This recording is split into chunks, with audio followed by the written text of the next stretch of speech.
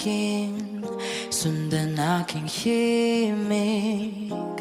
Huwag nang magtago, di naman magbabago. Di kailangang sabihin, walang dapat gawin. O aking bituin, ikaw ang hiling. Huwag mong pigilan, hayaan mong kusa. Humawag ka sa'kin, sundin ang damdamin.